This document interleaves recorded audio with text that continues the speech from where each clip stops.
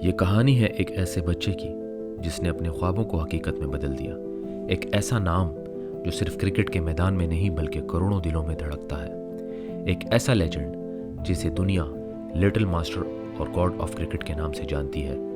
جی ہاں، آج ہم بات کریں گے سچن رمیش تینڈولکر کی، جس کی زندگی نہ صرف ایک کرکٹر کی جدوجہد ہے بلکہ یہ ایک ایسی تحریک ہے جو ہمیں سکھاتی ہے کہ خواب اگر بڑے ہوں تو محنت کی راہ میں کوئی رکاوٹ مانے نہیں رکھتی۔ 24 اپریل 1973 کو بھارت کے شہر ممبئی میں پیدا ہونے والے سچن تینڈولکر بچپن میں شرارتی ضرور تھے، لیکن ان کے اندر ایک غیر معمولی ٹیلنٹ چھپا تھا۔ ان کے بڑے بھائی اجیت تینڈولکر نے ان کی کرکٹ میں دلچسپی دیکھی اور انہیں کوچ راماکانت اچریکر کے پاس لے گئے۔ یہی وہ لمحہ تھا جب کرکٹ کی دنیا میں ایک ستارہ ابھرنے والا تھا۔ سچن تینڈولکر نے اپنی اسکول ٹیم کے لیے ریکارڈ توڑ کارکردگی کا مظاہرہ کیا اور 15 سال کی عمر میں ہی انہیں فرسٹ کلاس کرکٹ میں موقع مل گیا۔ پھر وہ وقت آیا جب 1989 میں صرف 16 سال کی عمر میں سچن نے پاکستان کے خلاف اپنا پہلا بین الاقوامی میچ کھیلا۔ ایک کم عمر لڑکا جس کے سامنے دنیا کے خطرناک ترین بالرز تھے، وسیم اکرم، وقار یونس اور عمران خان، مگر سچن نے ثابت کیا کہ وہ خاص ہیں۔ سچن تینڈولکر کی زندگی ریکارڈز کا ایک خزانہ ہے۔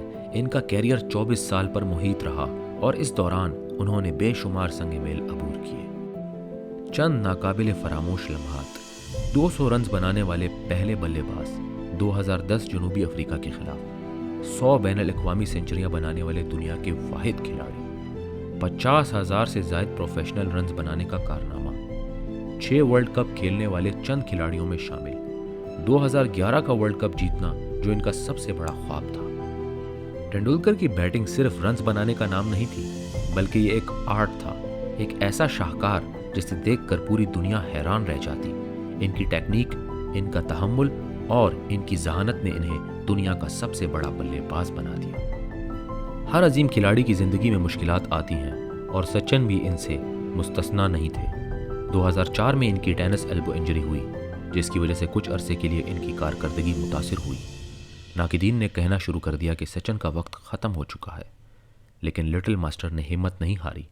وہ واپس آئے اور ایک بار پھر دنیا کو دکھایا کہ اگر لگن ہو تو کوئی چیلنج مشکل نہیں ہوتا۔ دوستوں، 2011 کا ورلڈ کپ سچن کے لیے ایک خاص حیثیت رکھتا تھا۔ وہ 6 بار ورلڈ کپ کھیل رہے تھے اور یہ ان کا خواب تھا کہ وہ بھارت کے لیے یہ ٹرافی جیتے۔ پورا ہندوستان اس لمحے کا انتظار کر رہا تھا۔ آخر کار 2 اپریل 2011 کو بھارت نے سری لنکا کو شکست دے کر ورلڈ چیمپئن کا تاج پہن لیا۔ میچ کے بعد ویرات کوہلی نے کہا، سچن نے 21 سال ہمارے لیے کھیلا، آج ہم نے ان کے لیے کھیلا۔ یہ ایک جذباتی لمحہ تھا۔ پورا اسٹیڈیم سچن سچن کے نعروں سے گونج رہا تھا اور سچن کا خواب پورا ہو چکا تھا۔ دوستوں، 2013 میں جب سچن نے بین الاقوامی کرکٹ کو الوداع کہا تو صرف ایک کھلاڑی نہیں بلکہ ایک عہد ختم ہو رہا تھا۔ انہوں نے اپنے آخری میچ میں جذباتی تقریر کی جس نے ہر کرکٹ کے شائق کے دل کو چھو لیا۔ میری زندگی میں سب کچھ کرکٹ کے گرد گھومتا تھا، کرکٹ نے مجھے سب کچھ دیا اور میں ہمیشہ کرکٹ کے قرض میں رہوں گا۔